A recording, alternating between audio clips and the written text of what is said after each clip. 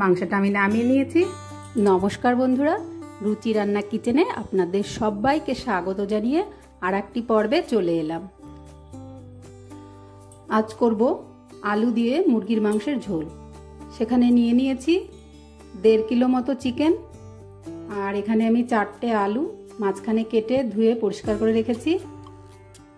এবার প্রথমে মাংসটা ম্যারিনেট করে নেব। তার জন্য আমি দিয়ে দিচ্ছি 1 চামচ লবণ, 1 চামচ মতো হলুদ, আর এখানে 4 টেবিল চামচ মতো দই, টক দই। আর এখানে আছে বাটা মশলা, এতে আদা, জিরে, শুকনো লঙ্কা, পেঁয়াজ আর রসুন, এটা আমি বেটে নিয়েছি। এবার এটা ভালো করে মাংসের গায়ে মাখিয়ে আমি এটা 15 মিনিট মতো রেখে দেব। এবার এটা ঢেকে রেখে দেব।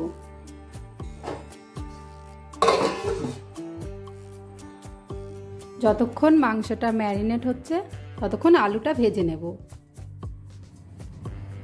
ওভেনে কড়াই বসিয়ে গরম হতে দিয়েছি। এবার দিয়ে দেবো সর্ষের তেল।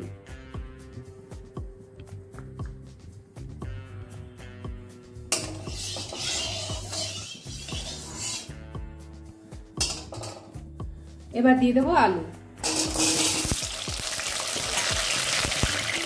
আলু ভাজার সময় একটু লবণ দিয়ে দেবো আর একটু সামান্য হলুদ।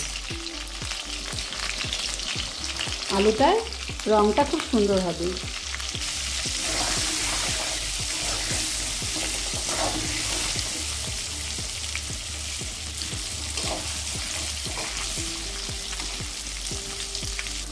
এবার আঁচটা কমিয়ে আলুটাকে একটু ঢেকে রাখবো 2 মিনিটের মতো। 2 মিনিট হয়ে গেছে, এবার দেখে নেব। আর একটা পিঠ ঘুরিয়ে এটাকেও আর একটু 2 মিনিট মতো ঢেকে ভেজে নেব। 2 মিনিট হয়ে গেছে, আলুটা ভাজা হয়ে গেছে। এবার তুলে নেব।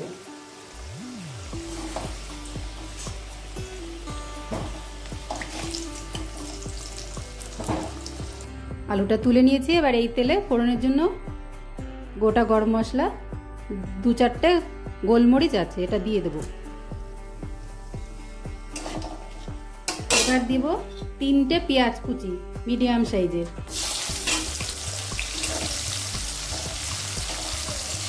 এবার গ্যাসটাকে মিডিয়ামে রেখেছি।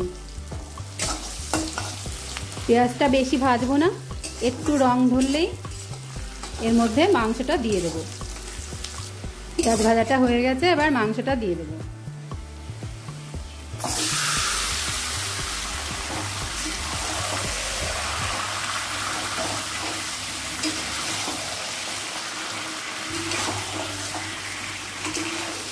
মাংসটাতে আমি বেশি তেল দেইনি, কারণ এটায় অনেকটা চর্বি আছে।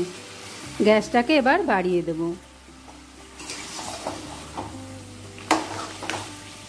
মাংসটা 5 মিনিট কষিয়ে নিয়েছি। এবার জল দিয়ে দেব।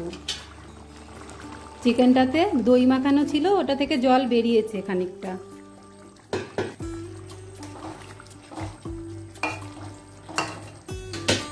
আর একটু লাগবে। এবার ভাজা আলুগুলো দিয়ে দেবো এরকম। এবার এটা ঢাকনার সাহায্যে ঢেকে দেবো। 15 মিনিট মতো ঢেকে রান্না করলাম। এবার ঢাকনাটা খুলে নিচ্ছি।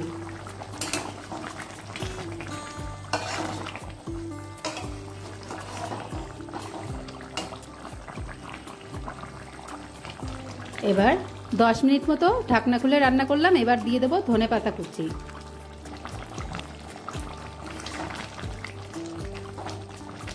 যেহেতু আমি ঝোল বলেছি মুরগির মাংসর, আমি একটু ঝোল করেই নামাবো। মাংসটা প্রায় হয়েই গেছে। এবার গ্যাসটা বন্ধ করে দেব আর মাংসটা নামিয়ে নেব।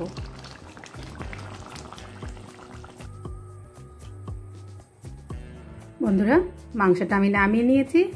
আর আপনারাও এইভাবে বানাবেন। যদি ভালো লাগে চ্যানেলটা সাবস্ক্রাইব করে পাশে থাকবেন। নমস্কার।